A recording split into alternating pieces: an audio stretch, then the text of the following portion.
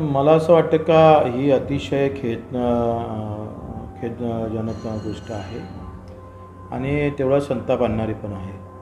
पहिली गोष्ट का जो सचिन तेंडुलकरचा अंगरक्षक आहे त्यांनी सचिन तेंडुलकरला जीव वाचवण्यासाठी तो काम करतो. कोणी त्याच्यावर हल्ला करू नये, त्याला कुठल्याही प्रकारची इजा होऊ नये आणि यांच्या जाहिरातीमुळं सचिन तेंडुलकरच्या जाहिरातीमुळं जर अंगरक्षकालाच जर आत्महत्या करायची वेळ त्या ऑनलाईन गेमिंगमुळे होत असेल तर मला वाटते ही जबाबदारी सचिन तेंडुलकरनं स्वीकारली पाहिजे. ज्याला भारतरत्न म्हणून आपण स्वीकारलं, भारतरत्न म्हणून त्यांना गौरवलं, त्याचाच अंगरक्षक आत्महत्या करून यांच्या जाहिरातीमुळे होत असेल तर याचा निषेधही आम्ही करणार आहोत. सचिन तेंडुलकरने ते गेमिंगची जाहिरात सोडली पाहिजे.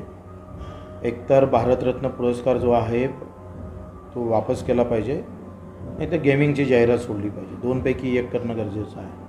ते नाही केलं तर 6 जून जेव्हा छत्रपती शिवाजी महाराजांचा राज्याभिषेकच्या दिवशी किंवा त्याच्या दुसऱ्या दिवशी आम्ही त्यांच्या घरासमोर जाऊन पुतळा जाळणार आहोत, पुन्हा आंदोलन सुरू करणार आहोत.